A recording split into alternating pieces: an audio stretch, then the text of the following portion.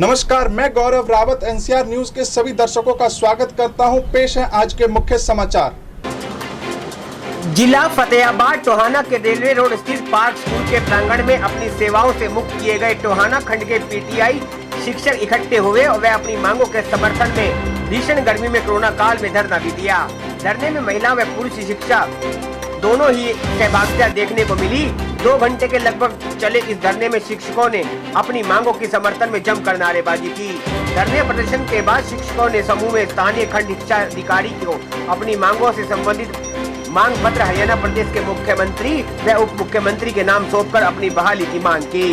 आपको बता दें कि हरियाणा प्रदेश में इस समय 1983 शिक्षक शहरी व ग्रामीण क्षेत्र में अपनी सेवाओं की पूर्ण बहाली को लेकर आंदोलन की राह पर हैं। वे प्रदेश में अलग अलग स्थानों पर इनके द्वारा प्रदर्शन कर प्रदेश सरकार के नाम मांग पत्र भेजे जा रहे हैं। सौंपे गए मांग पत्र में सरकार को स्पष्ट रूप से चेताया गया है कि सरकार पीटीआई अध्यापकों की सेवा की बहाली सहानुभूति पूर्वक विचार करके मानवीय दृष्टिकोण अपनाते हुए जल्द करे, अन्यथा सरकार हर कदम पर ग्रामीण व शहरी क्षेत्र में हटाए गए पीटीआई अध्यापकों के किसी भी तरह के कड़े विरोध सामना करने के लिए तैयार रहे। किसी भी तरह की आंदोलन की जिम्मेवारी प्रदेश सरकार की होगी।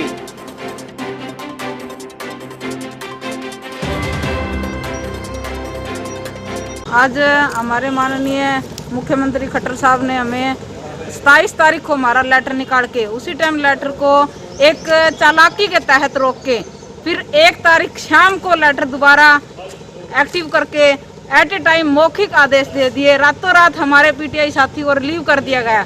ये कौन सी धारा कौन से कानून में लिखा हुआ है? ये खट्टर सरकार से मैं पर्सनली पूछना चाहती हूँ। अगर वो ज्वाइन करवाने की बात आती है तो क्या वो रातों रात ज्वाइन करवा लेते हैं हमारे कर्मचारियों को? दूसरी, हमारी जो महामारी कहती है सरकार, हमारे माननीय सुप्रीम कोर्ट का फैसला था उसको भी फॉलो नहीं किया। सुप्रीम कोर्ट ने कहा कि महामारी के 5 महीने बाद भर्ती करनी है और इन्होंने तत्कालीन उसी टाइम फैसले लेके हमारे जो 2000 परिवार जुड़े हुए हैं इस भर्ती से उनको रातों रात सड़क पे रोड पे निकाल दिया।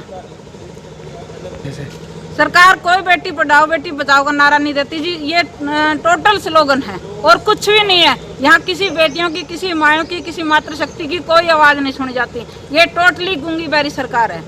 यहाँ कहीं लेडीज की कहीं कुछ सुनवाई नहीं होती जी। आज लेडीज है, चाहे वो गैस टीचर है, चाहे वो 2000 भर्ती, हर जगह मारी मारी फिरती है, कहीं कोई सुनवाई नहीं होती लेडीज की।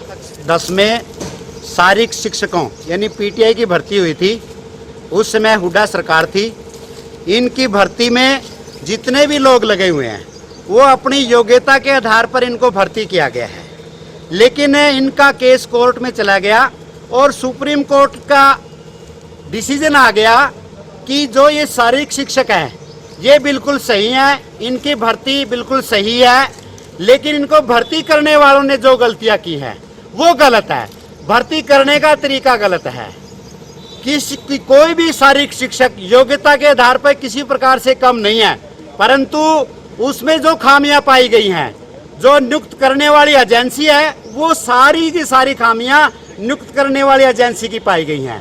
बार बार यही जो डिसीजन आया है कि हर प्रकार से नियोक्ता गलत है, भर्ती होने वाला गलत नहीं है। तो इस प्रकार इन पीटीआई अध्यापकों को न हटाने की बजाय ये कार्रवाई नियोक्ता पर होनी चाहिए थी, लेकिन सरकार ने उन पर कार्रवाई न करके इन पीटीआई शिक्षकों को घर जाने का रास्ता दिखाया, जो कि सरासर गलत है। तो हम मांग करते हैं कि इन पीटीआई शिक्षकों की जो बहाली है, 10 साल की सेवा हो गई है, इनको एसीपी लाभ भी मिल चुका है, कईयों की प्रमोशन भी हो चुकी है, उस आधार पर इनको हटाया जाना किसी भी रूप में ठीक नहीं है। जितने भी लोग हैं ये नेशनल लेवल के, स्टेट लेवल के खिलाड़ी जो हैं ये शारीरिक शिक्षक लगे हुए हैं, इनमें किसी प्रकार की योग्यता का कोई पेश नहीं है। का रास्ता दिखाया, ये एक मानवता विरोधी सरकार का रवैया है, इसको वापस लेना होगा।